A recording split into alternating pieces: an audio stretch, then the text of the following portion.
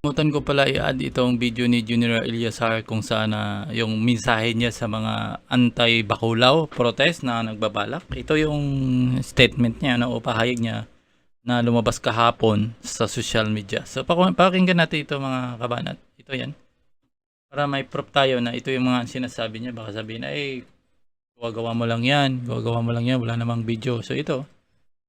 Ayun, bagamat okay naman yung statement niya, bagamat parang kaya naman yung Nakarating ganyan. sa aking kaalaman ang panghihimok ng ilang tao sa social media na samahan sila sa isang planong magsagawa ng malawakang protesta laban sa isinasagawang free vaccination ng ating pamahalaan. While we respect the right of the people to freedom of expression, encouraging our kababayan to do something that would compromise public health is a different matter.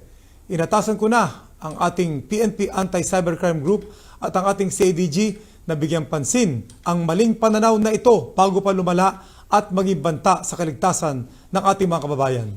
So yan ang pahayag ni General PNP Chief General Eliazar, mga kabanat, no? Sa nagbabalak na magkilos protesta nga laban dito sa sinasagawa ng gobyerno na pre-Baculaw. Sana yan ang pahayag niya, lalo na sa nagbabalak na magrarally sa gitna ng kaso ngayon sa 6 o nag-start na nga ngayon yung ECQ dyan sa Manila. So bawal talaga. So yan, siguro ipahupain mo na nila yan. Siguro ang sa akin lang, talagang gusto nyo. Ako lagi kong sasabi, hindi ako against sa Baculaw na yan, no? Hindi ako against sa Baculaw, sa akin lang iwasan yung hakot ng Baculaw galing sa ibang bansa dadalhin dito. Kasi hindi natin alam kung kani-kanino. Kung halimbawa, may 4 tayo na Baculaw kasi karamihan ng ating mga kababayan, mga kabanat ay nagmamasid. Kaya iba takot, kaya iba ayaw pa. Nag-aabang na lang yan. Kumbaga sa gera, may mga tao talaga na tuso. At ito yung ayaw magpatusok, sila yung mga tusong tao. Na kumbaga, sige, subo mo na kayo, kami mamamasid mo na kayo, titingnan namin kung anong effect yan sa inyo. Yun ang nakikita ko dito At saka kasi, yun nga, yung Bakulo na ito, ginawa, napakadali. At ngayon, lumalabas na wala na siya. Parang wala na sa efficacy. Di ba?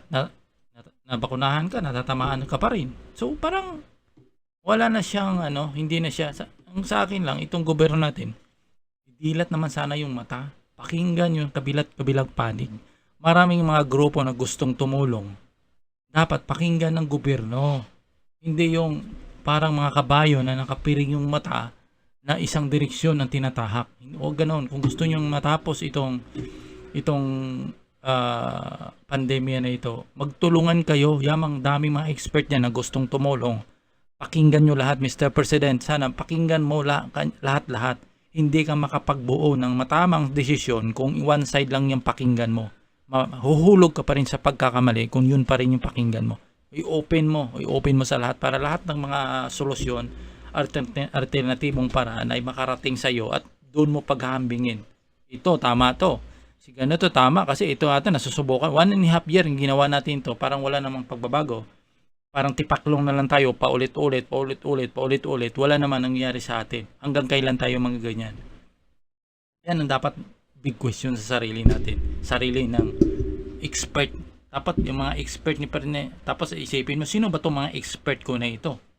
Ipa-verify ko nga ito. Ipatingin ko nga ito yung background ng mga sarili na. Baka mamaya ipinupunduhan pala ito ng Big Pharma para guluhin itong pamumuno ko, para patatagalin itong sistema na ito, para kumita na lang pala ng salapi. Hindi na yung layunin na para makatulong sa aking mga kababayan, kundi pala itong gagawin nila para na sa sarili nilang kapakanan. Hindi na para sa taong Pilipino. Kasi kung talaga ang isang tao naglilingkod sa taong bayan, open-minded yan. Pakinggan ng lahat. Pakinggan yan. Tingnan mo sa India, sa Malaysia. Mismo ang prime minister, doon, yung head ng sige, gamitin mo yun ng ivermectin na yan. Mag-prescribe ka off-label. May mga ganon. Hindi yung tahimik. Diyan mo makita yung mga busal, yung mga head natin. Nakakalungkot, pero pag tinignan mo, kaya nagagalit itong ating mga kababayan. Kaya nawawala yung tiwala sa gobyerno dahil diyan sa namumuno din. Namumuno din talaga. So yan ang aking, ito ni add ko na ito, no. So maraming salamat. Ay, nakakalungkot mga kabayan na dapat magising itong ating gobyerno. Dapat umayos. Kasi once nga hindi ka nakikinig sa ibang alternatibong paraan, walang mangyayari sa ating bansa. Hindi, parang ulit yung solusyon mo puro lockdown. Pero hindi ka naman naghahanap ng alternatibong paraan. Di ba? Titingnan mo, sa halos isang kalahating taon na pakipagbaka natin sa ano na ito, anong naibigay na solusyon ng expert mo, Mr. President? Ididirect ito kay President Duterte. Anong naibibigay ng expert na natawag mong expert mo daw na solusyon? Okay, Domingo, tuwing nag-talk to the people ka, kinakausap mong taong bayan, lahat kayo nakikipag-usap. Ako, wala akong question doon kay ibang mga mo kasi sila ni nagpapatupad lang naman sila. Halimbawa, sila ni Doke, Domingo, sila kasing dapat inasahan, DOST. Tuwing talk to the people ka, yamang sila yung inatasan na sa larangan ng kalusugan. Ano ang naibigay nilang solusyon ni kahit vitamins, gamot na panglaban, pangontra, pangpataas sa immune system natin? Mayroon bang naipresenta yung mga tinatawag mong expert at binansagan mo pa nga itong si Doki na hero na sinasabi mo hero mo? So, ang tanong ko, anong naibigay nila na solusyon, na konkretong solusyon? Ano ba talaga yung solusyon nyo patungkol dito sa sakit na ito? Hanggang kailan tayo nakaabang kung anong isusubo sa atin ng taga-ibang bansa? Nag-aabang na lang tayo kung anong idikta natin sa atin? Nag-aabang na lang ba tayo kung anong sasabi? Ito, Mr. Philippines, ito yung gagawin nyo. Susunod tayo. Parang ganun ang nangyayari sa atin. Wala tayong sariling sikap ng sariling atin. Parang mga remote control tayo kung anong gagawin sa ibang bansa, kung anong iuutos sa atin. Yun ang gagawin natin. Hindi tayo nakikinig dito sa mga tabi-tabi natin na may mga solusyon din. Hindi tayo nakikinig dito sa mga nasa baba na bagamat kontra sa inyong policy. Halimbawa siguro dahil mayroong maapakan ng mga big pharma, natatakot lalo na itong tinatawag nilang ivermectin. Ayaw nyo pakinggan kasi isip nyo walang may-ari. Tapos dapat pakinggan nyo kasi sinasabi naman nila wala namang mawawala dahil yan ay mura. Bakit hindi nyo pagamit? Diba? Open-minded. Hindi yung one side ka lang nakikinig. Dapat ipatawag mo o talaga makapagbuo ka dyan ng tamang desisyon. Kasi pag ganun lang ginagawa nyo, walang mangyari sa atin. Walang mangyari. Walang mapaulit-ulit. Hanggang kailan tayo? Ilang taon ba ang gusto mo hanggang anito? Ilang taon ba ang gusto mo para ulit-ulitin natin yung lockdown? Mag-predict ka na lang. Siguro kung yun na naman ang solusyon nyo, tuluyan mo, minsan na lang i-lockdown. Ganyan naman pala ang gusto nyo, lockdown. Try mo 3 months, 1.5 year na i-lockdown buong bansa. Gusto mo talaga, ganyan. I-lockdown mo, no flight, walang pasok lahat. Parang ikulong mo lahat ng tao. Parang gusto, yan naman palang, parang yan ang dating yung balak eh. Yan ang gawin. I-lockdown mo yung Manila. Tapos, hayaan mo naman ganun sa kabila. Wala din mangyari, paulit-ulit yan. Mamaya matapos yung issue. Ganito nakikita ko dyan eh. Mamaya yung Manila hanggang 17, 18, okay na o 20. Open na naman siya. Pupunta na naman sa ibang tapos mamaya ilalakdown naman nila yung ibang lugar na naman. Ibang lugar. Parang rotation. Wala. Dapat mag-asip. Yamang kayo din nagsabi na ako siguro pag akong presidente, hindi ko na ilalockdown yan. Maghahanap na lang ako ng alternatibong paraan. Sasabihin ko na lang sa mga tao ko, sige, hindi na tayo magla-lockdown pero lagi kong sinasabi sa inyo, maglagay ako ng mga tauhan dyan para panatilihin ko yung social distancing. Yun talaga. Yun siguro. Ang protocol, continue yan, halimbawa. Pero yung lockdown parang hindi, lalo na ngayon, nakikita ko, sa panahon ngayon, uso yung trangkaso. Tignan mo, Usong trangkaso kasi ngayon eh. Isa din yung factor niyan kaya tumataas yung sakit ngayon ng nililista ni numbers, binabansag akong numbers itong si Doke kasi wala namang ginagawa yan kundi numbers yung binabalita sa atin eh. Walang alternatibong solusyon yan kundi numbers lang. Basahan ka lang ng ganito, tumaas na sa ganitong lugar, si ganyang lugar, tumaas na. Wala tayong nakikitang sinasabi, ito mga kababayan, uminom kayo ng ganito, papalakasan yung kalusugan. Wala tayong nakikita niyan. So, itong video na ito mga kabanat, siguro ipauna ko muna bago ko isisingit kasi nakalimutan ko nga yung i-add ito sa unang ni-record ko. So, maraming salamat. So, panoorin nyo itong kasunod na topic ko. So, yan. Alright, so mga kabanat, bigyan ko lang buhay itong pahayag ni Guillermo Iliazar, itong PNP chief natin, no? Kung saan may warning siya sa mga anti-bakulaw rally. Kasi parang nabalitaan niya na may ilang grupo na naghihikayat na magprotesta laban dito sa panukalang ng gobyerno na pre-bakulaw. Kasi parang lumalabas ngayon na hindi ko lang alam kung totoo ito na may mga balita na itong gobyerno natin o itong kongreso natin ay nagpapanukala na mandatory bakulaw. So yan ang kinokontra nila kasi may mga tao talaga hindi mo talaga maiwasan sa bansa. 110 million tayo na yung iba dyan hindi ayaw talaga kahit saan, kahit dito sa amin maraming mga tao na ayaw talaga, takot. So anong gagawin mo dyan? Anong gagawin ng gobyerno? Yamang yung gobyerno silang inatasan ng mga laga sa atin against mayan or pro talagang ang gagawin ng gobyerno maghahanap ng ibang paraan, mag-isip. Ano ba talagang gagawin natin dito sa mga tao na ito dahil ayaw naman? Ano kaya? Maghanap kaya tayo ng alternatibong paraan na gamot, solusyon. Yamang na wala naman tayong ginawa, sige na lang tayo upo at nag-iisip na lang tayo. Parang dapat mag-isip sila. Ang ginagawa naman natin na parang numbers lang natin pinakita sa kanila. Wala tayong nakikitang solusyon talaga eh. Tuwi kasing uulat tayo. Sa kausapin niya si President Duterte. Sabi niya, Mr. President, parang bumababa ng paningin ng tao sa atin na parang sinasabihan na tayo, numbers na lang alam natin. Tuwing mag-talk to the people tayo, sinasabi natin, numbers lang talaga na sasabihin natin, ganitong lugar ay tumaas na, ganitong lugar, ganyang lugar. Wala tayo atang napipakitang Mr. President na mga solusyon. Kung mayroon ba tayo talaga, kung nag-aaral ba tayo ng gamot, ganyan dapat. At sana itong Pangulo naman natin maging open-minded. Hindi yung one side. Parang pangit kasing dating ng gobyerno ngayon natin na parang isang kabayo na may piring. Sabi yung kabayo na may harang sa gilid ng mata. Pag nagpatakbo ka yan, straight lang talagang paningin nun. Straight lang talaga. Hindi yan titingin dito sa gabilid kasi pag tinanggal yan, magpalingon-lingon yung kabayo eh. Ganyan na nangyayari sa gobyerno natin. Maraming mga alternatibong paraan. Maraming mga tinatawag na mga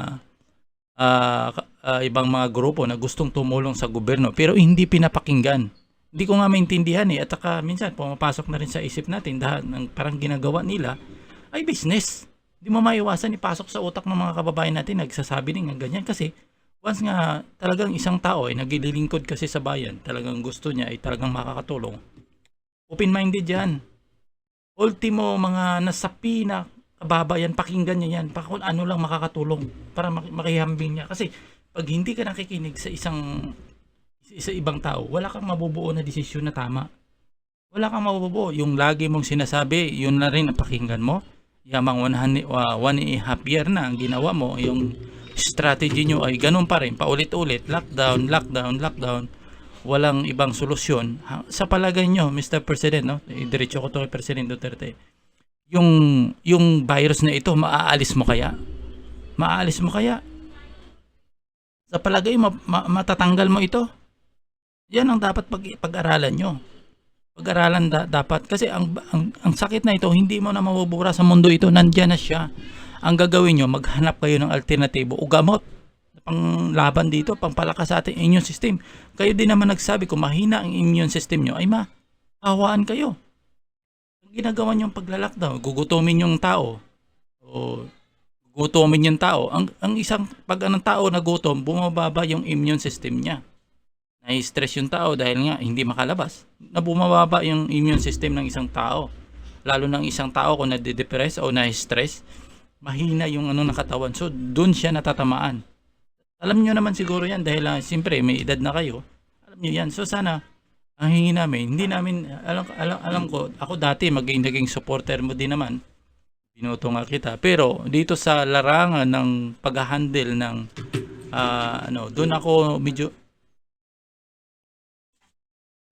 doon ako umiba yung pananaw ko dahil tila hindi ka nakikinig sa ibang tao, ibang mga alternatibong mga paraan na alam naman natin yung mga tao na yun ay gustong tumulong para matapos na ito.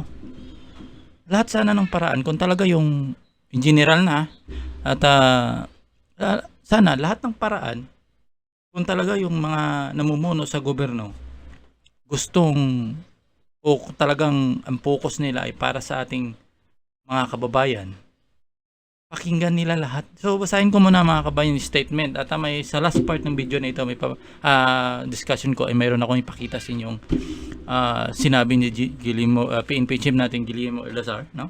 Ito yung sinabi, no? At piliin ko lang yung mga Tagalog na nakarating sa aking kaalaman na panghimok ng ilang mga kababayan sa social media na samahan sila sa planong pagsasagawa ng protesta laban sa isinagawang pre-bakulaw ng ating pamahalaan.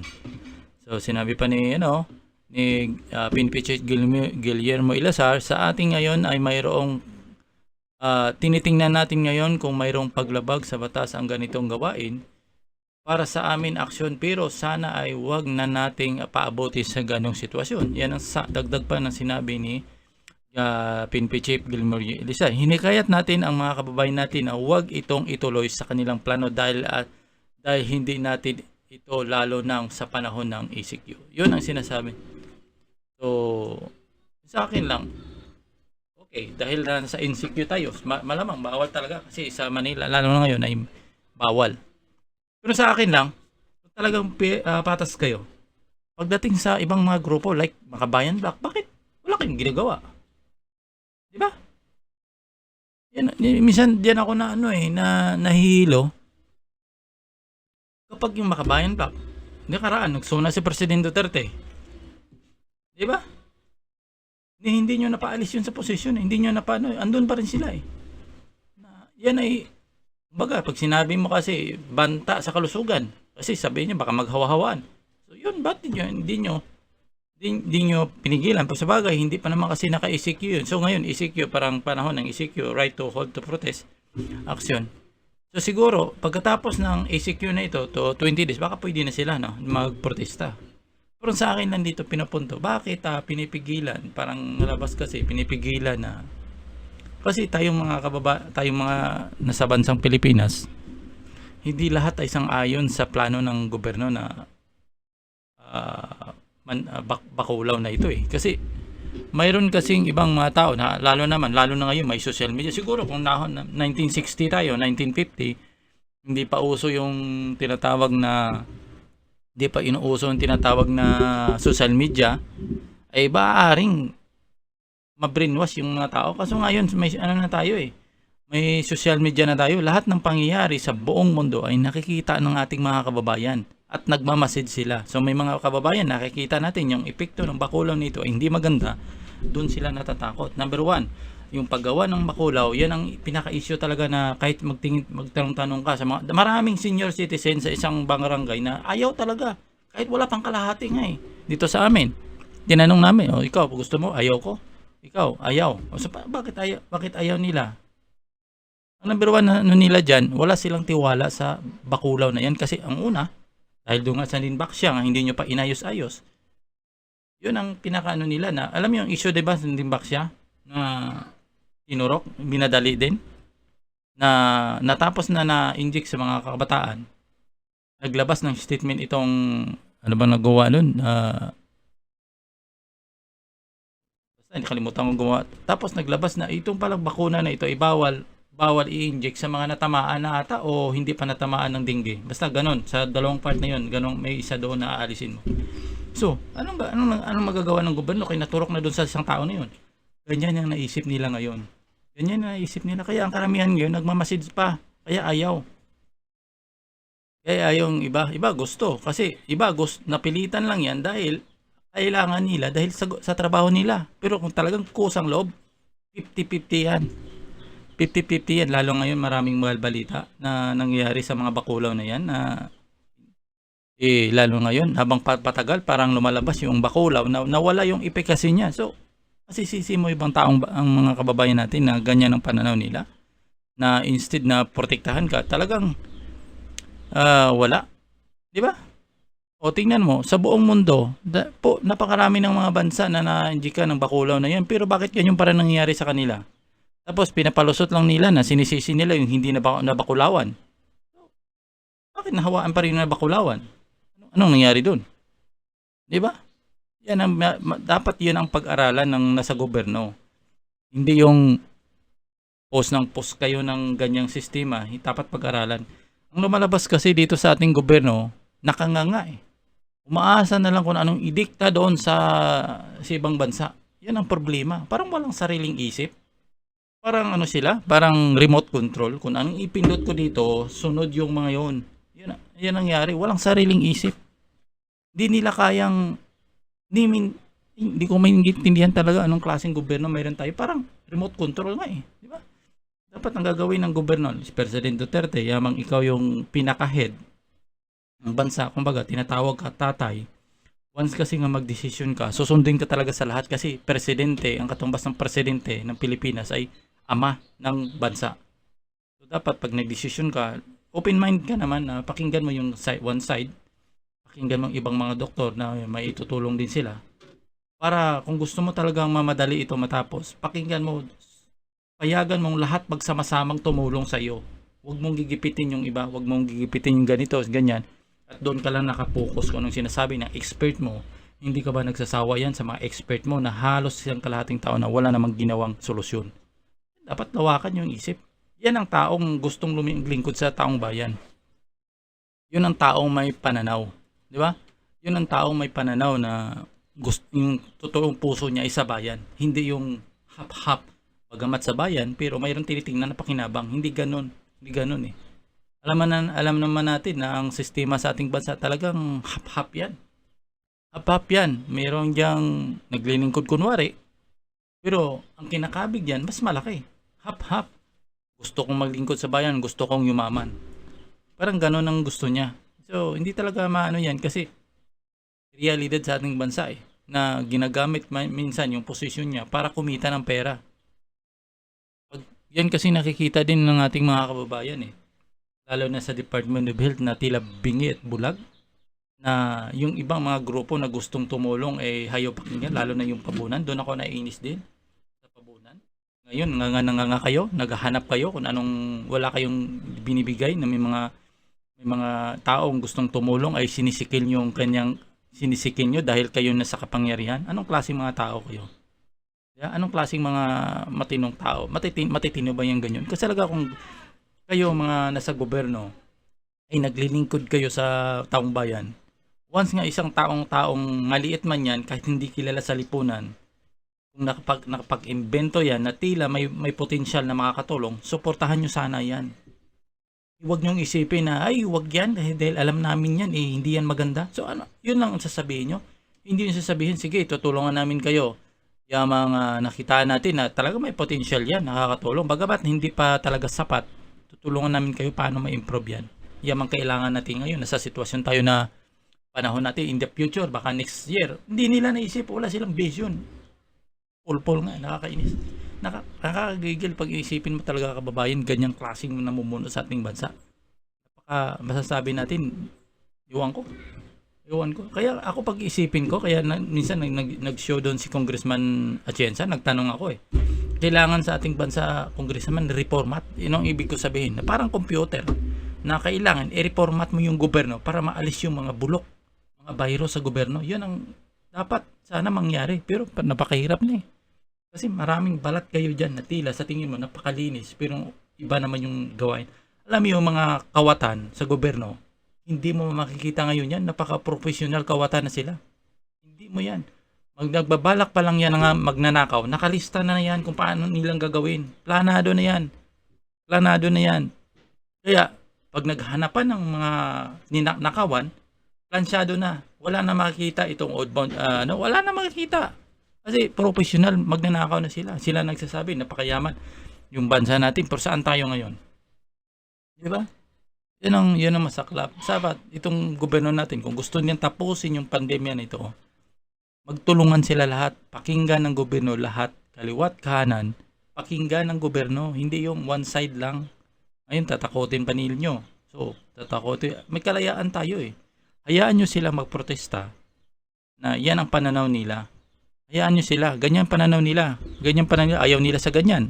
Kasi normal na. Sa ibang bansa, tingnan mo, Europe, milyon ang lumabas. Huwag nyong ganyan, hindi ko naman sinasabing ganyan. Huwag nyong hayaan ng mga ganyang sitwasyon. Baka dumating tayo sa ganyan. Ganyan. Huwag ganun. Huwag ganun. Hayaan nyo sila. Ipaliwanag nyo. Pakinggan nyo kanilang mungkahi. Ito yung gagawin dapat ng gobyerno, lalo na sa kay PNP Chief Eleazar. Ito yung gagawin mo. Pakinggan nyo yung sinasabi ng protesta, ipahatid nyo sa Pangulo kung anong kanyang mensahe itong mga protesta. Halimbawa, ang sisigaw nila, i-record nyo, ipaparinig nyo sa Pangulo, tapos doon nyo makikita kung anong desisyon ng Pangulo. Yun. Kasi malaya eh. Malaya tayong mag-agree o hindi. Kayo nang nagsabi, may demokrasya tayo ngayon. Yung mga tao ngayon, pipilitin nyo, tatakotin nyo. No? So, yan. Nakakalungkot lang kasi sa panahon ngayon natin, wala tayong mapupuntahan. Yung inasahan natin na gobyerno na naghahanap ng solusyon ay tila wala namang ginagawa. Nakakalungkot eh. Kahit sa mga kabanat, talagang walang pag-asa. Wala tayong pag-asa hanggang kailan tayo magaganitong sitwasyon. Saka yung mga expert ni Doke, talagang nawawalan na rin akong tiwala eh. Bagamat hindi ko sinasabi, ito lagi ko sinasabi, hindi ako kontra sa bakulaw na yan. Hindi ako kontra. Kontra lang ako sa mga ginagawa ng iba, lalo ng itong si Domingo na hakot ng bakulaw na hindi kilala. Hindi natin kasi alam mamaya kung ano nang tinitira kasi nagki-clinical trial tayo dito.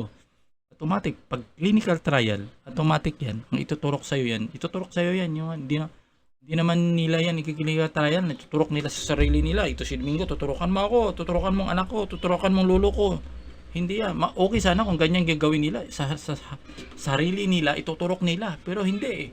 Kaya dapat, hindi kaya, panukala kaya ng batas itong gobyerno natin na pag nag-clinical trial, sa sarili nila ituturok. Hindi yun sa ibang tao. Hindi kaya sa kamag-anak mo, yamang ikaw yung head ng DOST, kayo yung nag-handle ng clinical trial. Lahat kayo ng grupo dyan, lahat ng mga anak nyo, tatay nyo, dadalhin nyo dito, doon namin sa kanila ituturok ito. Yun, dapat magkaroon ganun para makita natin kasi mga yan, turok ng turok, sino, walang problema. Pag nanutigi ka, wala silang sasagutin. Thank you. Sorry. Yun lang sasabihin na, I'm sorry. Ganun na lang. Nakakaano eh. So yan ang aking video mga kabanat sa opinion ko dito sa balak ni General Eleazar. So take 2 to. Yung isang video ko medyo hindi ko ito cancel ko kasi baka madasgrasya tayo. Medyo init na init ang ulo ko dun eh. Yan, so yan, i-try ko lang edit yun. Baka i-try ko upload dun sa Banat Dong Facebook natin. So maraming salamat mga kabanat.